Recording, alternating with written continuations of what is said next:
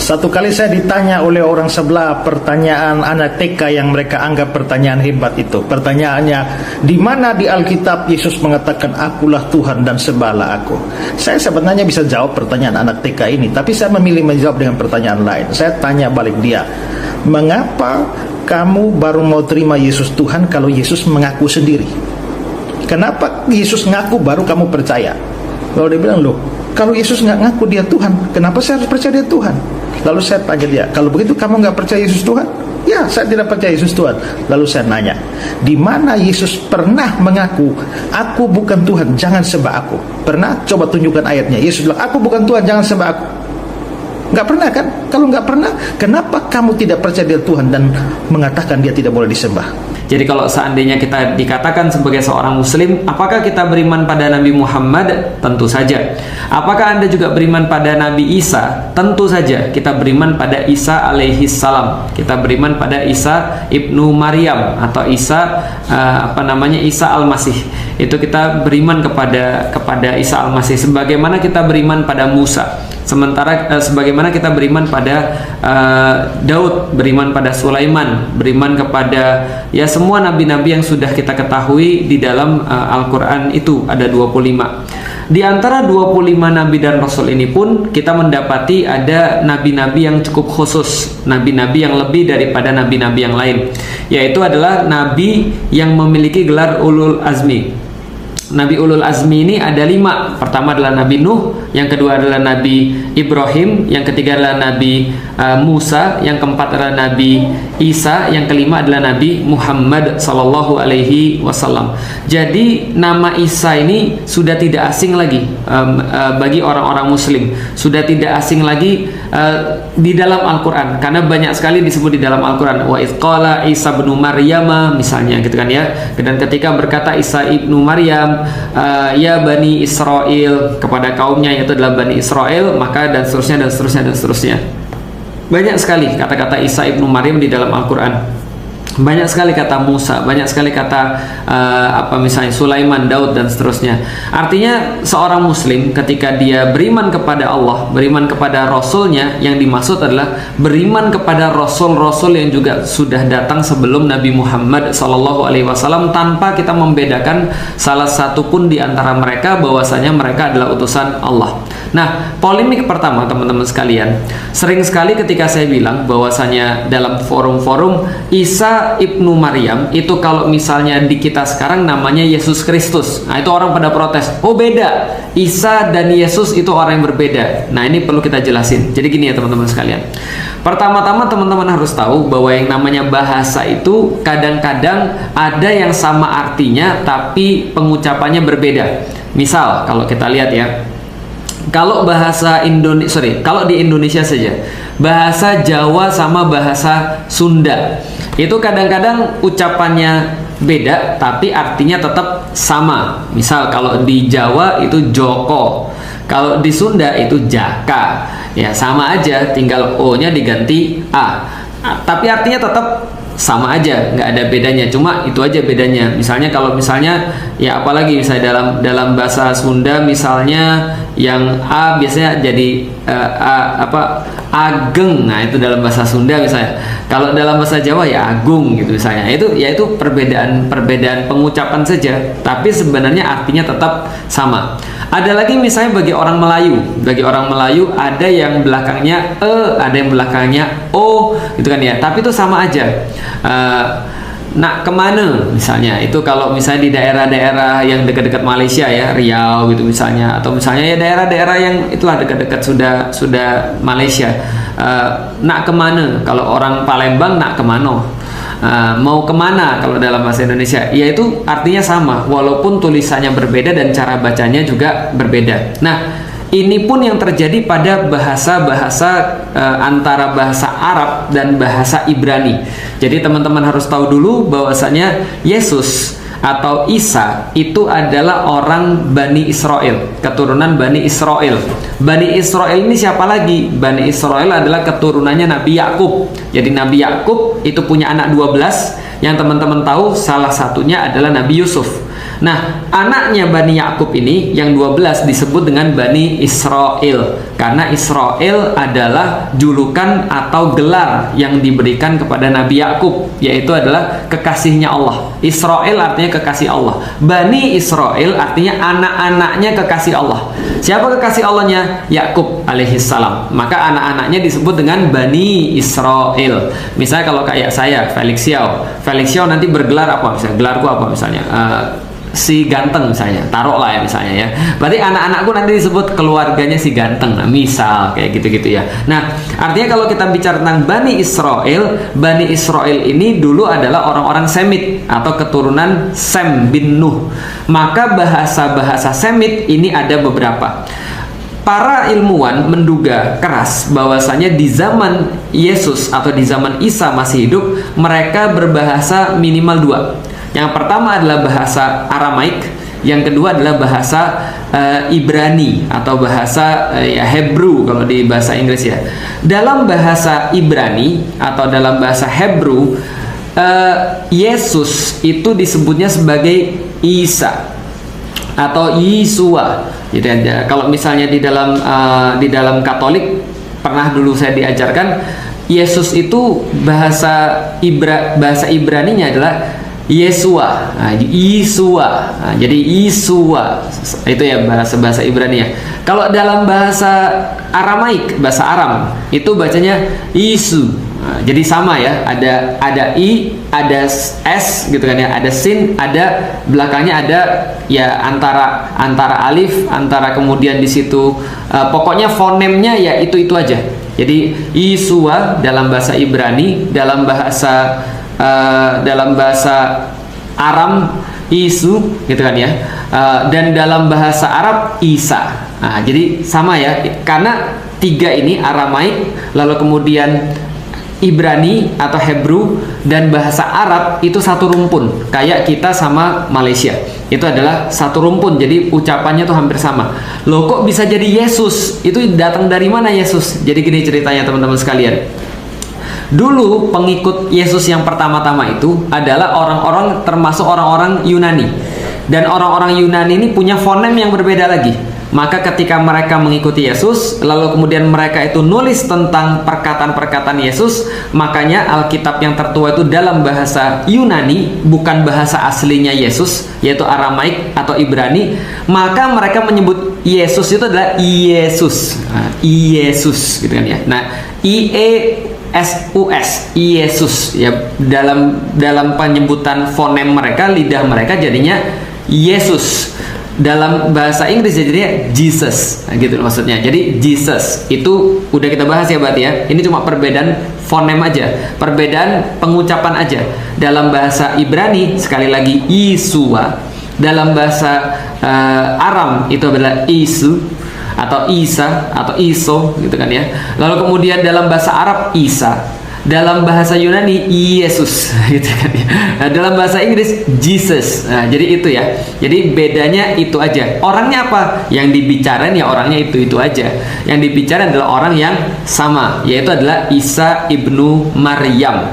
Nah, mengenai kemudian Kristus, boleh nggak kita mengatakan Yesus Kristus? Atau misalnya Felix Xiao mengatakan saya beriman pada Yesus Kristus. Boleh, nggak ada masalah. Kenapa? Karena Kristos itu berasal dari bahasa Yunani. Kristos berasal dari bahasa Yunani, yaitu artinya adalah yang diurapi atau orang-orang yang diurapi. Yang ya diurapi itu apa ya? Diurapi itu kayak yang bahasa Inggrisnya the anointed one. Jadi yang diurapi, gitu kan ya. Itu adalah Kristos. Makanya kalau teman-teman pergi ke gereja, ya jangan ya. Gitu maksudnya. Kalau teman-teman search di Google di gereja, biasanya ada lambang di situ PX, gitu kan ya. Nanti coba teman-teman search ada lambang P terus ada X di belakangnya. Sebenarnya bukan PX, tapi bacanya adalah XP. Nah, jadi XP itu kalau XP bacanya dalam bahasa Yunani, X itu bacanya Chi, P itu bacanya Ro. Jadi kalau XP, Hero bacanya adalah Christ. Artinya adalah Jesus Christ. Dalam bahasa Inggris artinya adalah Yesus yang diurapi. gitu kan ya. Dalam bahasa Yunani itu adalah Jesus Christ atau Yesus Christ, gitu kan ya. Itu adalah bahasa Yunani. Bagaimana dengan bahasa Ibrani? Nah, coba ya, dalam bahasa Ibrani, kalau bahasa Ibraninya Yesus itu kan Yeshua.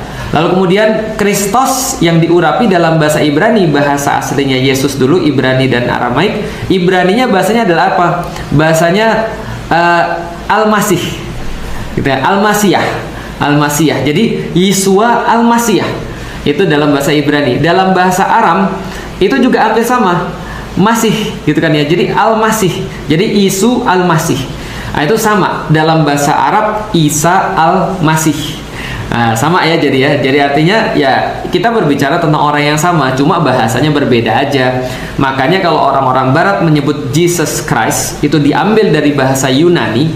Kalau kita menyebutnya Isa Al-Masih, yaitu diambil dari bahasa Arab. Kalau dalam bahasa Ibrani, Yeshua Al-Masiyah, gitu kan ya. Atau misalnya dalam bahasa Arab, Isu Al-Masih, sama. Artinya ya itu adalah satu rumpun, beda-beda pengucapan aja, tapi kita berbicara tentang orang yang sama. Maka Moses dan Musa adalah sama. Maka Aaron dan Harun adalah sama. Maka Zakhari dan Zakaria itu sama. Maka John dan Yahya itu sama. Jadi kalau misalnya teman-teman tahu John Wick, gitu kan ya, itu kalau misalnya di dalam bahasa Arab itu Yahya Wick, gitu kan ya. Jadi kira-kira gitulah.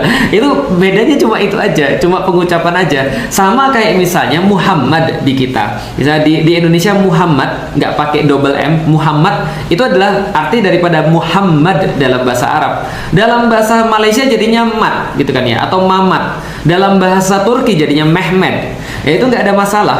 Kenapa? Karena ia berasal daripada kata yang sama, cuma perbedaan cara pengucapan. Karena orang Cina tentunya lidahnya beda dengan orang-orang Jawa. Orang Jawa bedanya dengan lidahnya beda dengan orang-orang Eropa. Tapi intinya adalah kita berbicara tentang orang yang sama. Maka kita bicara tentang Ibrahim dalam bahasa Arab, yang di sono berbicara tentang Abraham. Kita berbicara tentang Maryam, di sana berbicara tentang Mary, gitu kan ya. Kita bicara tentang Yusuf, di sana bicara tentang Joseph. Ya sama, intinya adalah orang-orangnya sama. Kalau begitu bagian yang mana yang nggak boleh? Bagian yang tidak boleh di dalam Islam, karena Islam itu sebenarnya sama dengan agama-agama yang sebelumnya, agama-agama samawi. Maka ketika kita berbicara tentang orang tadi, orangnya sama. Yang nggak sama apa? Yang nggak sama tauhid. Kan sudah kita sampaikan bahwa ketika agama yang lain, misalnya ketika agama Nasrani misalnya, dalam perjalanan waktunya mereka akhirnya mengenal konsep Tritunggal Maha Kudus. Mereka mengenal konsep bahwa Tuhan itu adalah tiga bentuk yang ada dalam satu kesatuan. Satu kesatuan tapi ada dalam tiga kepribadian, tiga bentuk. Tritunggal Maha Kudus, bahwasanya Yesus itu 100% Tuhan dan 100% manusia, gitu kan ya. Artinya ya itu akhirnya yang diyakini. Tapi sebenarnya semua sama. Yang akhirnya dibantah oleh Islam adalah tadi bahwasanya lam yalid wa lam yulad, bahwasanya Allah itu, Tuhan itu tidak mempunyai anak dan tidak diperanakkan, tidak beranak dan tidak diperanakkan. Itu aja konsep yang berbeda. Jadi perbedaan di dalam Islam dan perbedaan di antara dengan agama yang lain adalah bahwasanya kita tidak menganggap bahwa Yesus itu Tuhan, tapi bahwasanya Yesus itu adalah nabi, bahwasanya dia itu adalah kekasihnya Allah, bahwasanya dia itu bahwasanya ruhnya itu ditiupkan langsung oleh Allah melalui kemudian perawan Maria. Kita beriman pada itu. Bahkan di dalam Al-Quran, informasi-informasi itu lebih banyak lagi yang ada di dalam Al-Quran yang yang mungkin tidak ada di dalam Alkitab. Suatu waktu saya pernah ditanya sama bapak saya, "Lik, kenapa kamu nggak ngucapin selamat Natal?" Saya bilang dengan mohon maaf, dengan sangat hormat, saya bilang sama bapak saya bukannya tidak meyakini Yesus. Saya sangat meyakini Yesus tentunya. Tapi ketika saya meyakini Yesus, dia bukan sebagai Tuhan, tapi dia hanyalah seorang nabi.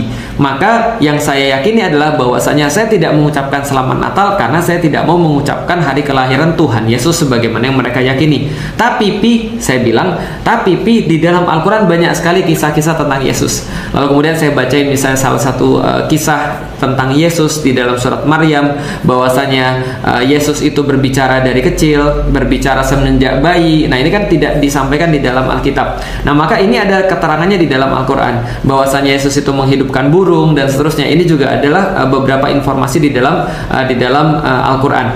Dan saking kemudian saya merasa sangat relate dulu, soalnya saya beragama Katolik, lalu kemudian saya menjadi seorang Muslim, saya sangat relate dengan Yesus. Ya, saya berusaha untuk memahami kisah-kisah Yesus di dalam Al-Qur'an, dan menjadi seorang Muslim itu menjadi orang yang bisa mengimani Nabi Muhammad dan mengimani Yesus sekaligus. Enak kan? Jadi kita tidak merasa bahwa Yesus itu bukan nabi, bukan orang penting. Tetap sama. Bedanya adalah ya udah, itu bukan Tuhan aja, cuma sekedar itu aja. Tapi selainnya kita benar-benar respect dengan apapun yang sudah disampaikan oleh saudara-saudara kita yang ada di Nasrani. Yang kedua, teman-teman sekalian, bedanya apa? Bedanya adalah orang-orang Nasrani atau Katolik atau Kristen itu meyakini bahwasanya Yesus mati di kayu salib.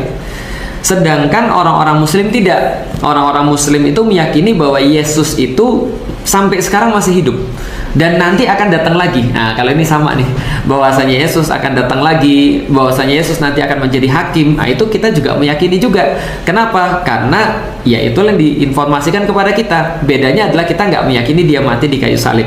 Makanya Allah sampaikan, wama qataluhu wama salabuhu walakinna syubbihalahu. Sesungguhnya mereka itu tidak pernah membunuh Yesus, tidak pernah juga menyalibnya, akan tetapi kami serupakan sama seperti dia untuk kemudian kalian itu akhirnya merasa tertipu. Nah, itu adalah artinya perbedaan juga di dalam Islam. Tapi ya kita balik lagi, kita cuma tidak mengakui Yesus sebagai Tuhan. Yang lainnya ya sama, kita juga punya rasa respect. Bahkan tidak boleh bagi seorang Muslim untuk menghina Yesus, tidak boleh menghina Isa, karena dia adalah bagian daripada Nabi. Orangnya sama, Isa Al-Masih dengan Yesus. Bahkan kita harus berlomba-lomba untuk membela kehormatannya. Ketika misalnya ada orang-orang yang merendahkan, ada orang-orang yang tidak pantas berbicara tentang beliau. Nah, jadi ini adalah bagian daripada update kita tentang ya apa sih yang menjadi perbedaan dan apa yang menjadi kesamaan. Dan teman-teman sekalian, ketika saya coba untuk belajar, karena saya sering pergi ke Turki, dan di Turki itu kan jadi gini. Awal-awal kekristenan itu kan tersebarnya kan di daerah Turki yang sekarang. Maka saya banyak pergi ke Iznik, pergi kemudian ke daerah Izmir, pergi kemudian daerah beberapa Antakya dan seterusnya. Nah, di situ akhirnya saya mendapatkan bahwa ya agama Katolik di awal-awal itu sama kayak agama Islam sekarang, dipersekusi, dibully gitu kan ya, diolok-olok, sampai kemudian ada beberapa tempat yang menjadi saksi bahwasanya mereka itu sering dipersekusi, mereka itu sering tidak disukai oleh pemerintahan pada zamannya karena mereka membicarakan tentang kebenaran. Bahkan dalam beberapa acara yang saya tonton juga di Historical Channel itu disampaikan bahwa Yesus itu dulu membawa satu ajaran yang disebut oleh pengikut-pengikutnya dalam bahasa Inggris sebagai the way, sebagai jalan. Nah, lalu jalan itu apa? Saya langsung ingat bahwasanya Isa itu pernah berkata, "Dzalika Isa ibnu Maryam qaulal haqqi ladzi fihi yamtarun. Ma kana lillahi ayyattakhidha min walad subhanaka idza qada amrun fa innama yaqulu kun fayakun." Nah, jadi Isa itu pernah berkata bahwasanya ya menegaskan tentang keimanannya kepada Allah Subhanahu wa taala, bahwasanya ya dia tidak pernah beranak dan tidak pernah diperanakkan. Dan apa kata dia? Hadza siratum mustaqim. Bahwasanya dia menyatakan bahwa inilah jalan yang lurus. Mungkin itulah yang dipahami oleh pengikutnya, yang akhirnya dipelajari oleh pendeta-pendeta, yang dikatakan ajarannya disebut dengan the way, sebuah jalan. Jadi artinya Yesus itu mengajarkan jalan yang lurus, hadza siratum mustaqim. Dan ini juga disebutkan oleh Allah di dalam Al-Qur'an surat Maryam, bahwasanya ketika Yesus itu mengajarkan sesuatu, ketika dia bahkan berbicara dalam keadaan masih bayi, yang dia katakan adalah hadza siratum mustaqim. Jadi bahwasanya tidak pantas Allah itu diperanakkan, bahwasanya Allah itu tidak pantas untuk diserupakan, maka dia katakan ikutilah aku, ini adalah jalan yang lurus. Nah, jadi itu kira-kira teman-teman sekalian. Jadi ya udah, kalau kita sudah tahu apakah kemudian Yesus itu adalah nabi, jelas Bagi kita Yesus adalah nabi. Walaupun saudara-saudara kita misalnya dari Nasrani, mereka tetap meyakini itu adalah Tuhan gitu kan ya. Tapi ya nanti kita bisa bahas lah dari mana dan kapan Yesus itu jadi pribadi yang salah satu di antara pribadi yang tiga, Tuhan yang tiga itu. Nanti insya Allah akan kita bahas dalam kesempatan-kesempatan yang lain. Sehingga pada hari ini kita cukup untuk mengetahui bahwa Yesus Kristus dan Isa Al-Masih itu adalah orang yang sama. Setidaknya itu yang selama ini sudah saya pelajari. Sedangkan kalau kita membahas tentang yang lain ya mungkin kita akan bahas di waktu-waktu yang lain, di kesempatan yang lain. Yang jelas teman-teman sekalian, semakin kita mengetahui tentang kebaikan, semakin kita mendalami tentang agama, seharusnya kita lebih punya sebuah rasa toleransi yang lebih besar. Makanya menarik ketika ada orang mengatakan bahwa Islam itu adalah agama intoleran. Justru sebaliknya, Islam itu justru sangat toleran sekali. Makanya tuduhan-tuduhan itu sangat tidak berdasar. Karena orang-orang Muslim itu ya santuy banget. Ketika dia melihat sesuatu yang mungkin bagi dia tidak dia yakini, ya dia tidak lantas harus langsung untuk protes. Karena biasanya orang Muslim itu akan mencari dulu yang sama. Bahkan Rasulullah Shallallahu Alaihi Wasallam itu pernah memberitahu kepada kita bahwasanya teman terbaik Anda daripada agama-agama langit yang lain adalah orang-orang Nasrani. Kenapa? Karena orang-orang Nasrani ini pada dasarnya mereka tuh baik. Mereka tuh pada dasarnya itu mau untuk kebenaran. Mereka tuh mau untuk menjalani kebenaran. Cuman sayangnya bagi pandangan kita sekali lagi mereka tidak tahu. Tapi mereka sudah punya dasar yang baik. Beda dengan orang Yahudi. Orang Yahudi itu kata Rasulullah akan jadi musuh yang sangat keras memerangi kalian. Kenapa? Karena kalau orang Yahudi mereka dasarnya tuh nggak baik. Jadi dasarnya tuh memang ngajak berantem. Jadi mereka tuh tahu tapi nggak mau. Itu kalau orang Yahudi. Tapi kalau orang Nasrani mereka tuh mau tapi tidak tahu. Itu adalah dalam pandangan kita. Tentu saja apapun pandangan-pandangan kita itu tidak membuat kita, tidak menghalangi kita untuk berbuat baik pada saudara-saudara kita. Karena agama ini, agama Islam itu sama seperti agama lain. Kalau misalnya agama Nasrani mengatakan bahwa mereka adalah agama cinta kasih, kita pun juga sama. Karena nggak ada agama satupun yang tidak berdasarkan cinta kasih. Maka ya sama ketika kita melihat ada orang-orang yang berbeda pendapat dengan kita, ada orang-orang yang mungkin tidak sama pendapatnya dengan kita, yang kita kedepankan adalah rasa cinta kasih. Karena kalau seandainya kita tidak mengasihi, kita tidak mencintai orang, lah bagaimana kita mau untuk mengajak dia kepada kebaikan, untuk mengajak dia kepada kebenaran, atau bagaimana mungkin dia mau untuk diajak kepada kebaikan, untuk diajak pada kebenaran.